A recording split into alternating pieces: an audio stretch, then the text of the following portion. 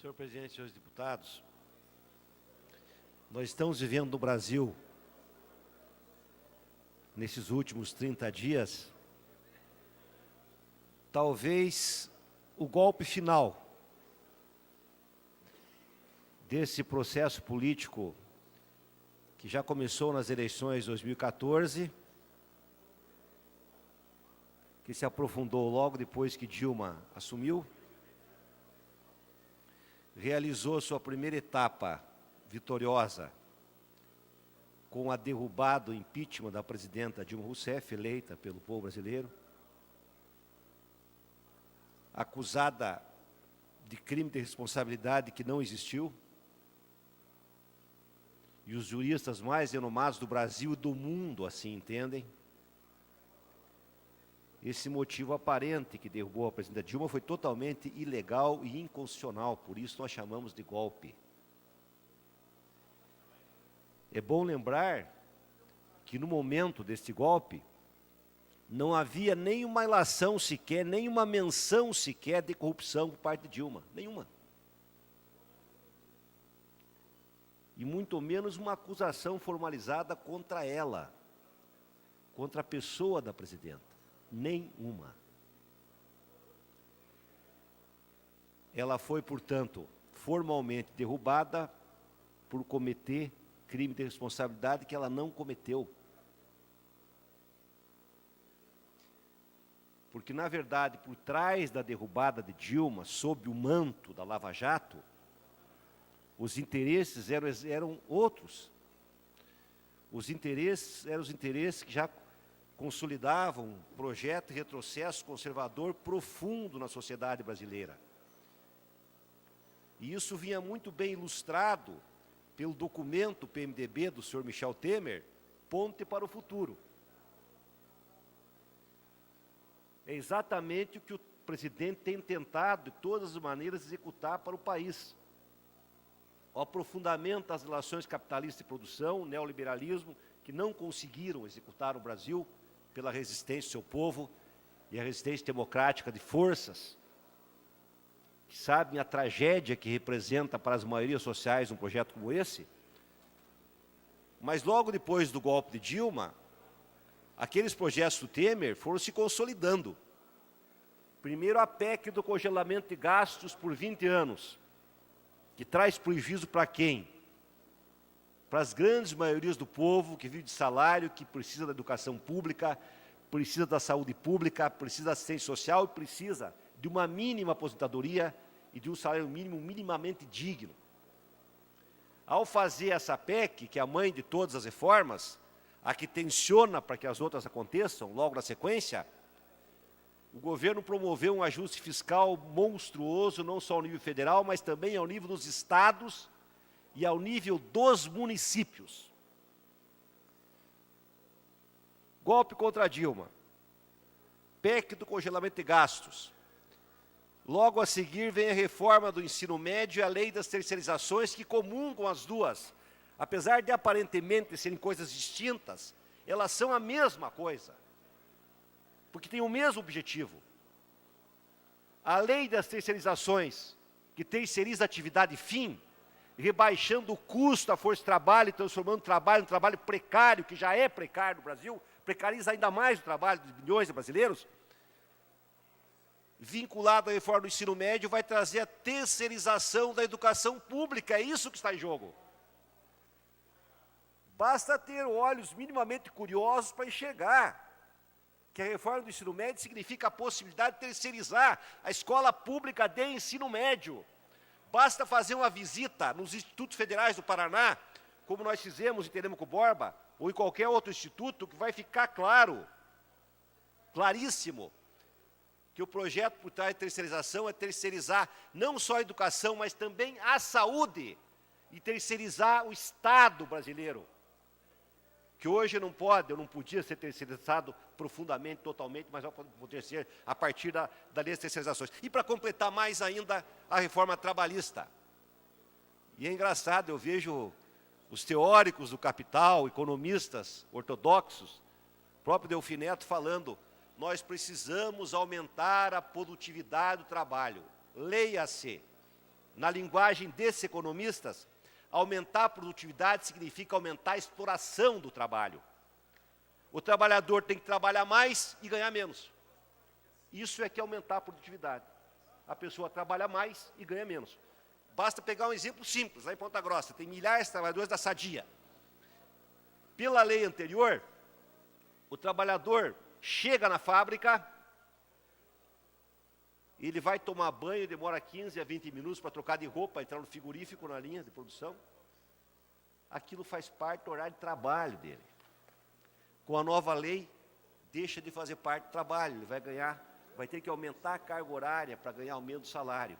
E com a terceirização, aquilo que o sindicato conquistou arduamente, que é o piso da categoria, o empresário pode muito bem demitir, se ele quiser, todos os trabalhadores e contratar uma empresa terceirizada e colocar dentro da sua própria fábrica para diminuir o custo de trabalho e aumentar a exploração, ou seja, aumentar a produtividade do trabalho, segundo os teóricos ortodoxos dos economistas. Avançando o golpe, que só não conseguiu realizar até agora a reforma da Previdência, e é isso que acaba trazendo algumas dúvidas ao setor conservador sobre a permanência ou não do senhor Michel Temer, porque alguns setores à direita entendem que o governo, nessa situação de denúncia, não vai poder realizar essa reforma estruturante para esse objetivo, é que algumas forças à direita estão em dúvida se tiram o Temer ou não. Na minha opinião, é só por esse motivo, porque não fosse isso, prefere o Temer a um Rodrigo Maia, que pode ser uma novidade e pode ser candidato forte à reeleição, e alguns setores não querem, disputam o poder nas facções à direita, mesmo à centro-esquerda. De outro lado, as medidas provisórias apresentadas pelo presidente são medidas ligadas profundamente a um processo de degradação ambiental, escancarando a Amazônia e prejudicando os assentamentos e a agricultura familiar, liberando assentamentos, dando autonomia para os assentamentos antes do tempo, para que as pessoas pressionadas possam vender suas terras conquistadas com muito suor e sacrifício para a grande propriedade capitalista da agricultura. Para completar, o presidente anuncia a perspectiva de cobrança de mensalidade nas universidades federais. Um deputado paranaense, que foi suplente da senadora Gleice Hoffmann, faz um projeto para transformar a UNILA, a Universidade da Integração Latino-Americana, em Universidade Federal do Oeste.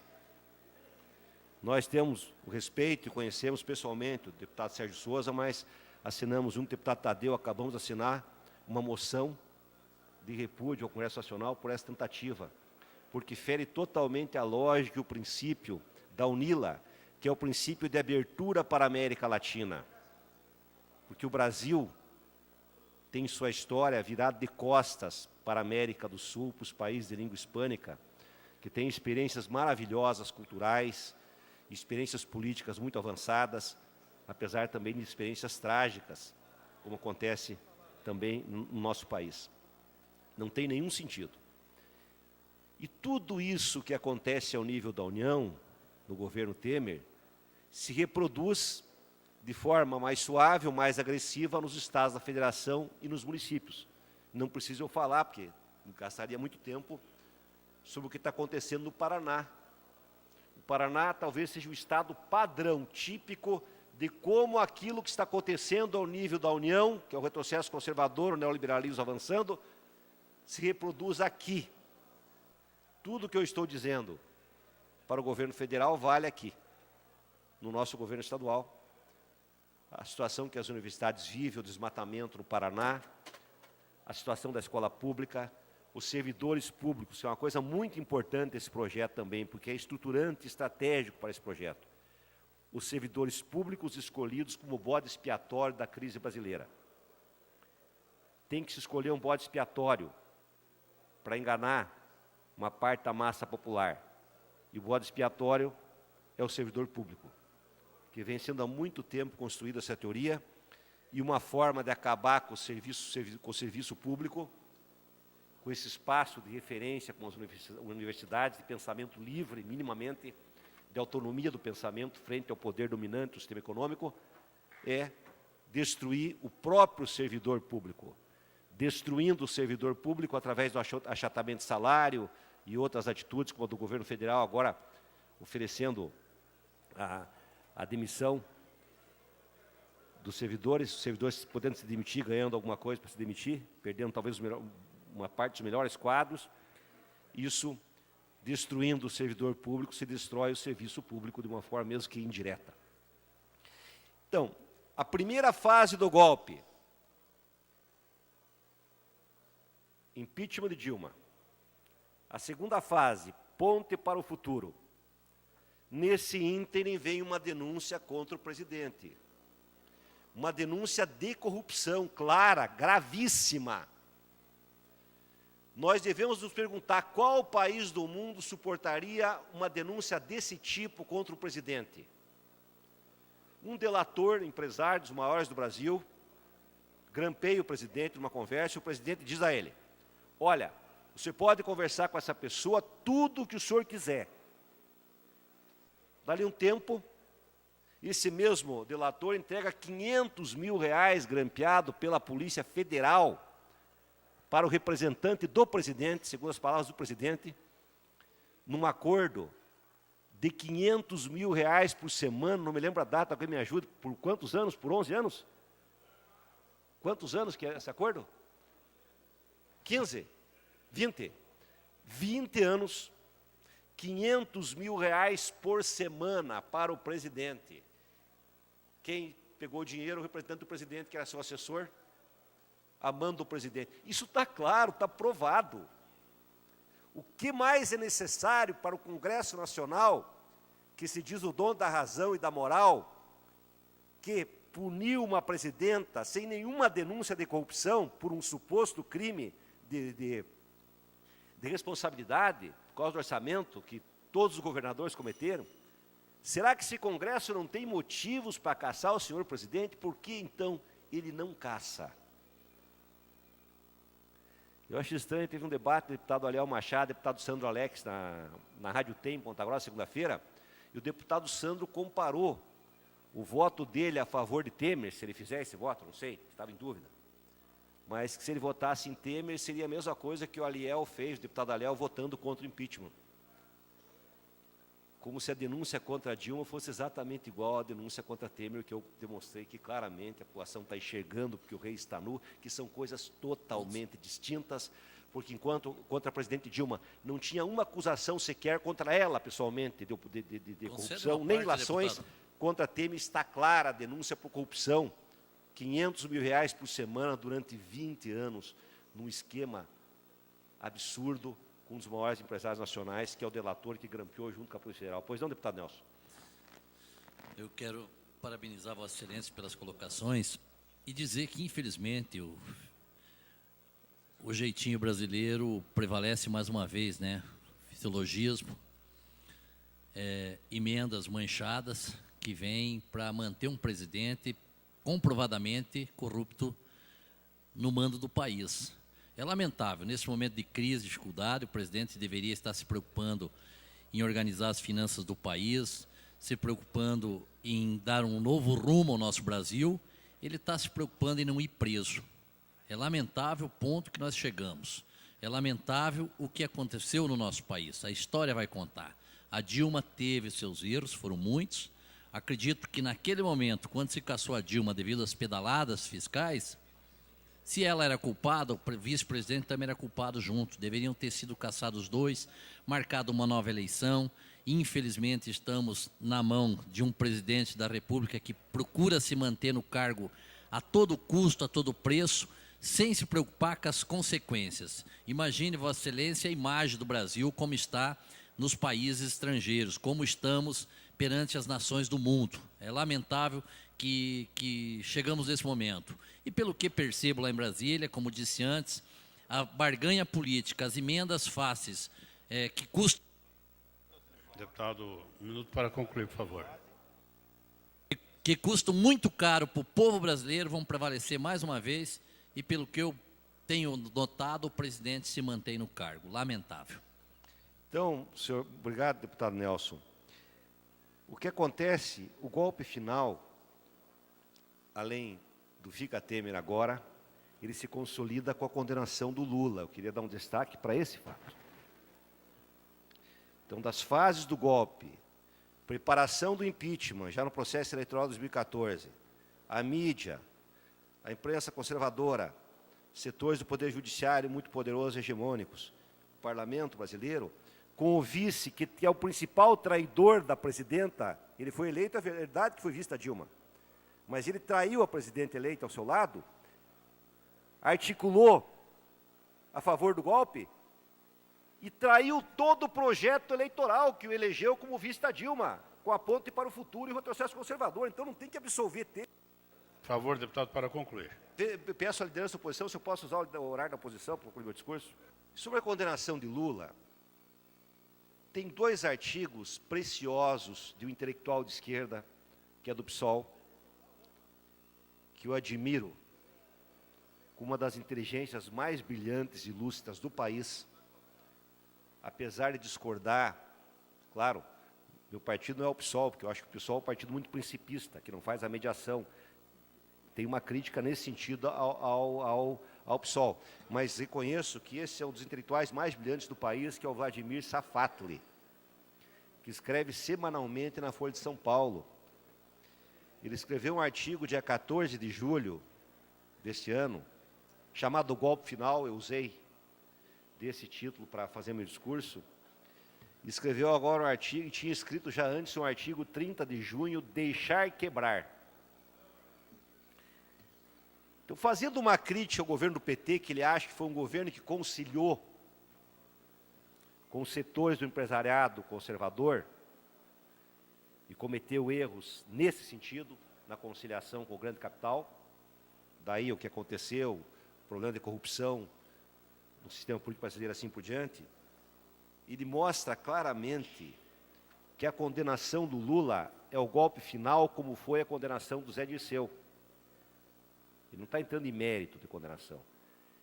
Assim como a condenação do Zé Dirceu acabou com o mensalão, e ninguém mais foi condenado praticamente, tanto que o mensalão do DEM, do seu Azeredo, ninguém mais fala disso, é um processo que se arrasta há muito tempo, provavelmente, se aprofundar agora o retrocesso conservador, vai se falar cada vez menos.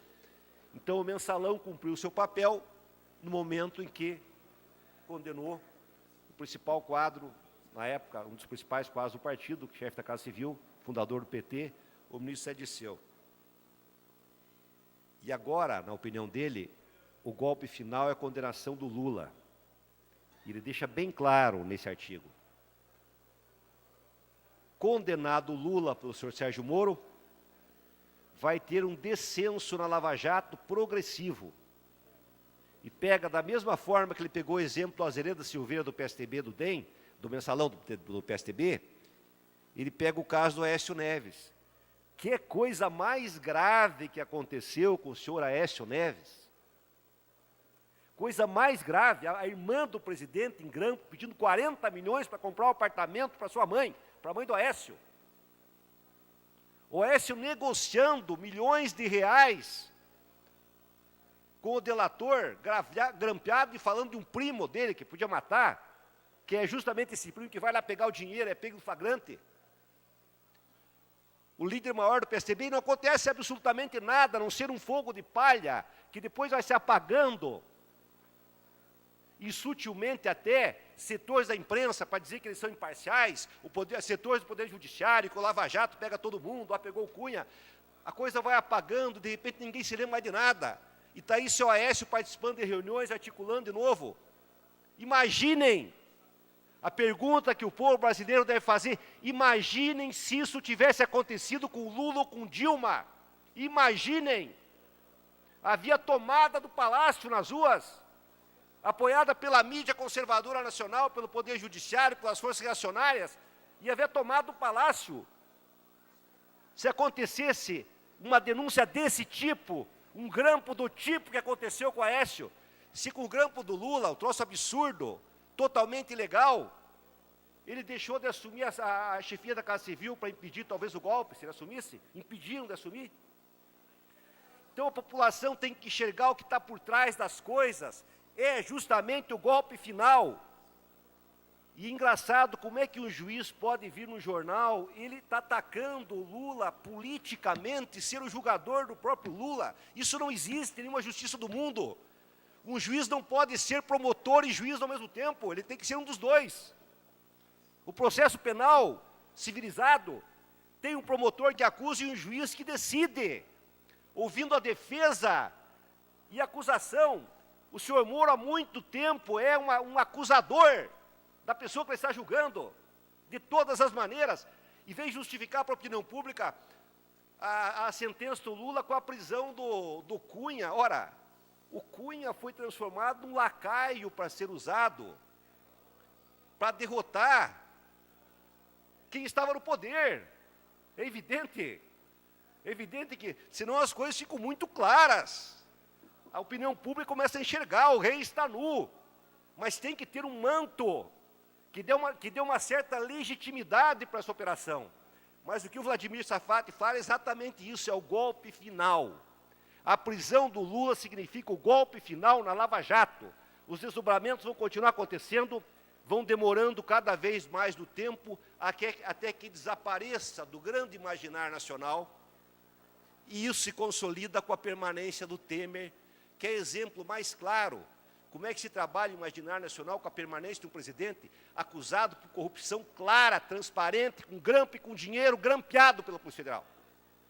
E o presidente hoje permanece no cargo e com toda certeza vai permanecer, se o resultado for muito favorável a ele, mais força para permanecer. Todos os articulistas dizem isso, porque daí ele vai poder fazer a reforma da Previdência e não traz risco para ninguém, nem para o DEM, nem para o PSDB, ele não é mais candidato a presidente, pode ser até no final ser excluído aí, condenado, mas o objetivo final, o golpe final está dado. Acaba-se com um período histórico no Brasil, onde apesar de todos os problemas, e graves problemas, denunciados inclusive por Vladimir Safat nesse texto, mas acaba-se com um período que pela primeira vez na história do Brasil, uma história desde o descobrimento de 517 anos, é a primeira vez que o povo pobre se sentiu empoderado. Ele sentiu que era gente, que tinha a mínima possibilidade de participar do poder. Nas mais diversas formas de conferência, na UNILA, no princípio da justiça restaurativa, que fomos nós que inventamos, aquilo que trouxemos a baila, nas casas populares, que na minha cidade são 16 mil para pessoas pobres, que pagam 50, 60 reais por mês, nas obras públicas do PAC, na redenção do Nordeste, uma série de coisas fantásticas que aconteceram na história brasileira. Distribuição de renda, milhões de pessoas tendo acesso às condições dignas, mínimas de vida, não havia mendicância mais nas ruas. Hoje, em Ponta Grossa, eu passo um sinaleiro e se ajudo um jovem fazendo malabar, pedindo esmola, no outro aparece outra pessoa e assim por diante. Praticamente todos os sinaleiros de Ponta Grossa, deputado Nelson, estão tomados por pessoas implorando uma ajuda para conseguir sobreviver. Ou seja, se aniquila um trecho e um período da história do Brasil muito importante, apesar de todos os erros. E ainda tenta se enganar a população, dizendo que, por uma questão de contingência, temos que segurar o Temer, punimos os grandes culpados, como eu disse aqui no passado, que o Lula era o bode expiatório do retrocesso conservador, ele está na cadeia, não pode ser candidato, vamos eleger uns dos nossos, daqui um pouco o povo esqueceu e volta-se à mesma ladainha e ao mesmo poder que, através de conciliação pelo alto, dominou toda a história do Brasil. Não só desde a abolição da escravidão, da proclamação da República, feita por um militar do Exército Imperador, pela conciliação de 30, pelo Estado Novo, pelo golpe militar de 64, pelas eleições indiretas, e é preciso que alguma coisa mude para que tudo continue como está, como já dizia um grande sábio italiano, um escritor do livro O Leopardo, que nós usamos muito isso na época do Constantino. É preciso que alguma coisa mude para que tudo continue como está. Eu gostaria, para terminar meu pronunciamento, ler então o artigo do Vladimir Safady, do que discorda algumas partes, mas eu acho que é um artigo que deve ser lido. Deixar e quebrar. Alguém precisava salvar o Brasil de seus salvadores. Neste momento em que, pela primeira vez em sua história, o país tem um presidente em exercício denunciado por crime, é sintomático a quantidade de vozes a ocupar a imprensa a fim de falar da responsabilidade para com a nação, entre aspas, do temos um compromisso com o país, entre aspas, e do não podemos deixar o país parar, entre aspas. Tais vozes são sustentadas por um coro de analistas, juízes e jornalistas que entoa a cantilena do não devemos desqualificar a política, do é perigoso quando um povo já não acredita mais na política. Mas, meu Deus, foi tudo isso que eles fizeram a vida inteira, desqualificar a política a seu serviço. Tais vozes são sustentadas por um... Mas estes que assim falam não são exatamente parte da solução. Eles são parte do problema. Deputado, para concluir, por favor. Terminar o artigo em 30 segundos. Há um exercício de tradução que se faz atualmente necessário quando se ouve afirmações como essas.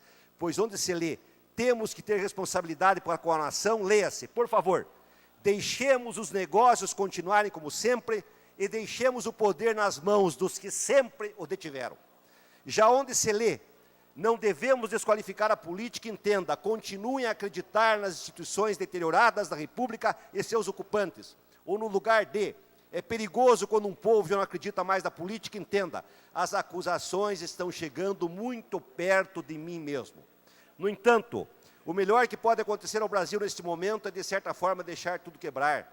A consciência de que o país entrou em colapso e de que nenhuma de suas instituições funciona de maneira minimamente adequada pode ser a única saída real do fracasso. O filósofo Theodor Adorno uma vez afirmou: o medo do caos, em música como em psicologia social, é superestimado. Isso vale para nós neste momento. Muito... Por favor, encerra. Senhor presidente, 30 segundos. Um segundo. Tá, mas não, peço só por gentileza, ninguém fala depois de mim, eu sou sempre moderado nesse aspecto. Muitos temem o avanço de um protofascismo aberto ou do populismo conservador que assombra o Brasil desde os idos de Jânio Quadros. Mas a única forma efetiva de combatê-lo é tomar deles o discurso da ruptura e ir em direção a uma ruptura real, em vez de se deixar absorver por esses simulacros produzidos pela associação explícita de novas figuras com a antiga linha de comando da economia nacional. Eu vou deixar o resto para constar em ata. Muito obrigado, senhor presidente.